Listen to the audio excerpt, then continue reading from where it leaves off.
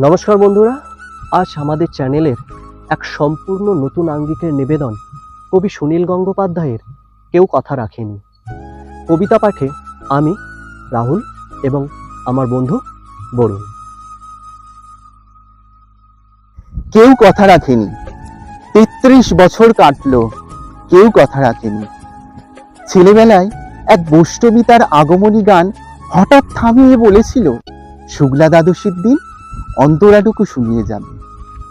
তারপর কত চন্দ্রভুক অমাবস্যা এসে চলে গেল, কিন্তু সেই বৈষ্ণবী আর এলো না।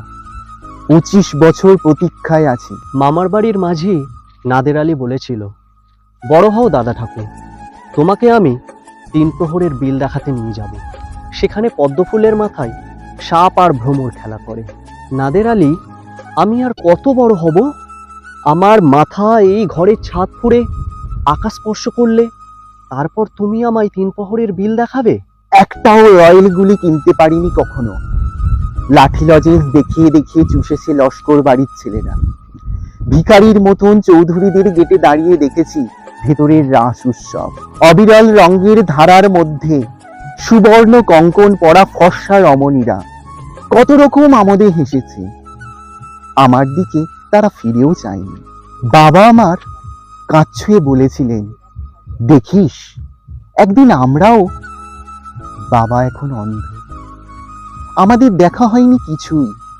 সেই রয়্যালগুলি, সেই লাঠি লজেন্স, সেই রাস উৎসব আমায় কেউ ফিরিয়ে দেবে না।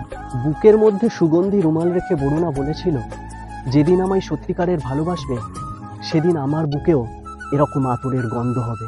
ভালোবাসার জন্য আমি হাতের মুঠোয় প্রাণ নিয়েছি। দুরন্ত ষাঁড়ের চোখে বেঁধেছি লাল কাপড়। বিশ্ব সংসার তন্ন তন্ন করে খুঁজে এনেছি 108টি নীলপদ্ম। তবু কথা রাখেনি বরুণা। এখন তার বুকে শুধু মাংসের গন্ধ। এখন সে যে কোনো নারী। কেউ কথা রাখেনি।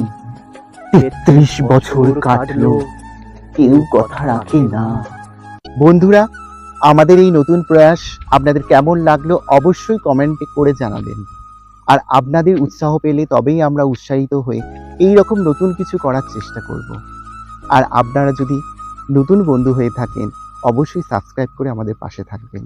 আর পুরনো বন্ধুদের জন্য অসংখ্য ধন্যবাদ।